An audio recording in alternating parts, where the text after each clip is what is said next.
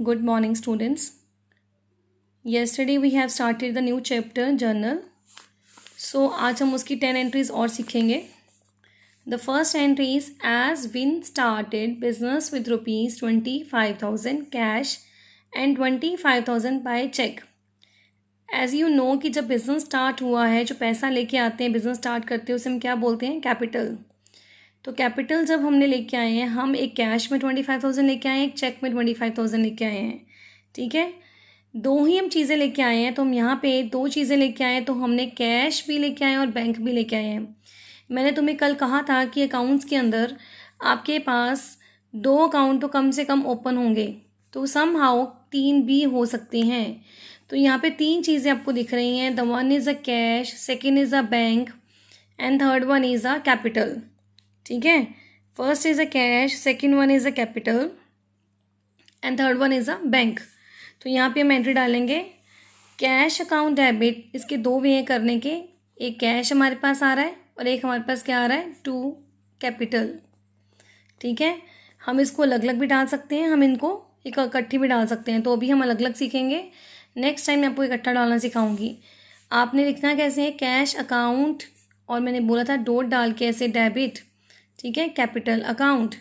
कितना कैश लेके आए हो आप? 25,000. तो यू विल राइट हियर कि कैश मेरे पास 25,000 का है. ठीक है, और मैंने तुम्हें ये बोला था कि आपने नरेशन ज़रूर लिखनी है बीन कैपिटल इंट्रोड्यूस, क्योंकि आप बिजनेस में क्या लेके आए हो? कैपिटल. तो यहाँ पे हमारे पास क्या दो चीज़ें आई? एक कैश आया है, एक कैपिटल आया है. आप चाहे मॉडर्न अप्रोच से कर रहे हो, कैश क्या होगा ये देखिए आप. कैश क्या है हमारे पास? एसेट. एसेट इंक्रीज हो रहा है क्योंकि कैश आया है, तो डेबिट होगा कैश हमारे पास. और कैपिटल जो है हमारी इंक्रीज होने पे क्या होती है? क्रेडिट. तो मैं मॉडर्न अप्रोच को ही यहाँ पे फॉलो कर रही हूँ. ठीक है, आगे हमारे पास क्या आया है? कैश के साथ बैंक आया है. तो यहाँ पे हम वर्ड यूज़ करेंगे बैंक टू कैपिटल. मैंने इस एंट्री को दो पार्ट्स में तोड़ दिया है. ये एंट्री एक ही है, बट मैंने इसको दो पार्ट्स में तोड़ दिया है. Capital account. ठीक है, cash account debit to capital account. Amount कितनी आएगी यहाँ पे? 25,000 जो बैंक लेके आया है. बस यहाँ पे फ़र्क कितना है? यहाँ पे कैश की जगह क्या वर्ड यूज़ हुआ है? बैंक. सेकेंड केस है हमारे पास परचेज गुड्स हमने किए हैं कितने के? 15,000 के. अब यहाँ पे आपके पास कितने कौन बोल रहे हैं? Two. One is purchase and second is a cash. As you know कि परचेज जो है आपके पास क्या है? एक्सपेंस. एक्सपेंस इंक्रीज होगा तो क्या है? डेबिट. ठीक है, और कैश जो है क्योंकि परचेज करने पे कैश जाएगा, डिक्रीज होगा, कैश डिक्रीज होगा तो क्या होगा? Credit. So entry is purchases account debit, purchases account debit to cash account. ठीक है, और अमाउंट कितनी हमारे पास गिवन है? अमाउंट गिवन है 15,000. You will write here 15,000. One this side, another this side. और नरेशन में लिखेंगे बीन परचेज गुड्स. राइट, ये आपने नरेशन को मैंने कल भी समझाया था आपको. It start with the been.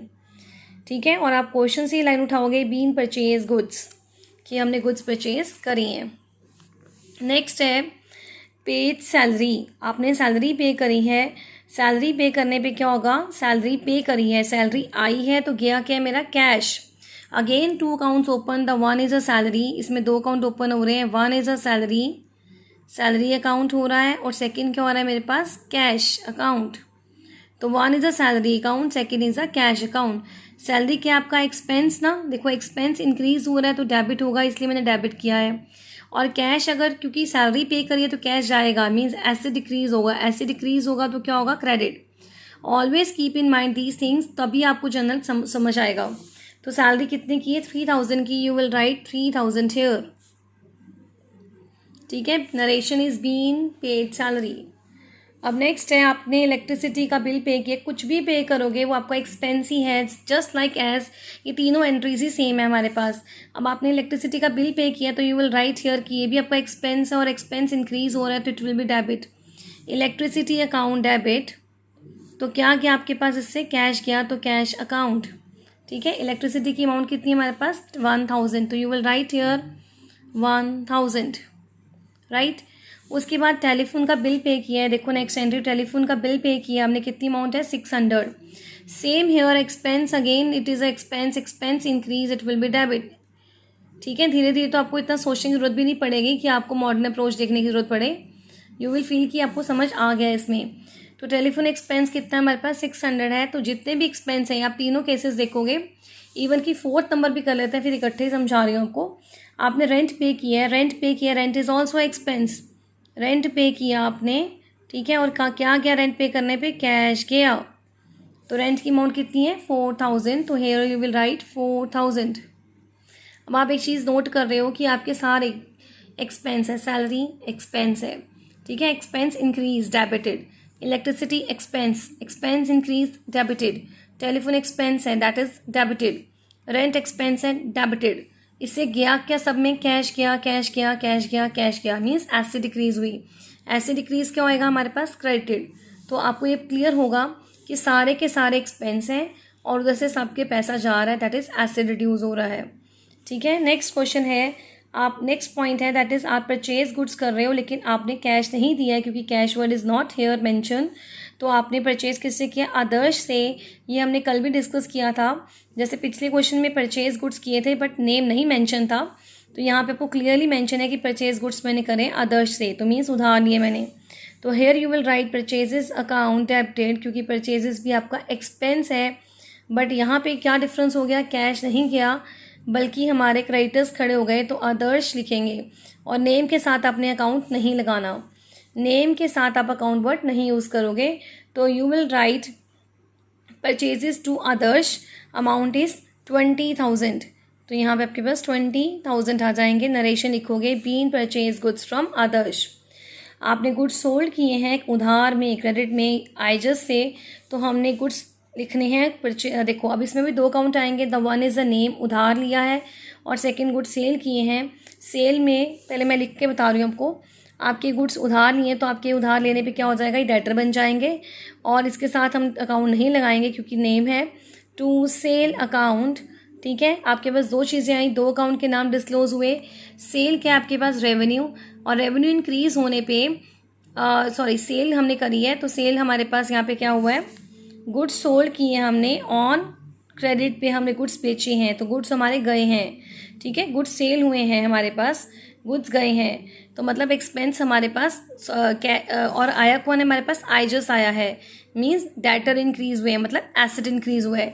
तो एसेट इंक्रीज हमारे पास क्या होते हैं, डेबिटेड। तो इसीलिए हमने एसेट इंक्रीज को क्या किया, डेबिटेड। और दूसरा वर्ड हमारे पास यहाँ पे क्या आएगा, सेल हुआ है हमारे पास गुड्स की। ठीक है, तो ये हमारी एंट्री हो गई, बीन गुड्स सोल्ड टू आइजस। आगे आपने कमीशन रिसीव करी है, कमीशन रिसीव करने पे फिर दो अकाउंट्स आएंगे, एक हमारे पास कैश आएगा, दूसरा हमारे पास कमीशन आएगी। तो वन इज़ क्योंकि आया है कैश आपके पास आया है, कैश एसेट है, और कमीशन जो है हमें रिसीव हुई है, कमीशन हमारी क्या है, इनकम है। मैं दिखा रही हूँ आपको, कैश एसेट है, कैश एसेट है, एसेट इंक्रीज हुआ है तो क्या होगा हमारे पास, डेबिटेड। ठीक है, कैश एसेट है और एसेट इंक्रीज होगा तो क्या होगा, डेबिटेड, राइट। और हमारे पास दूसरा पॉइंट है, हमारे पास कमीशन आई है हमारे पास, तो यहाँ पे आपके पास अमाउंट कितनी है, 1000। You will right 1000। आप ऐसे क्वेश्चंस की बुक्स में से प्रैक्टिस करेंगे और क्वेश्चन नंबर 1 आप बुक में से करेंगे। Thank you.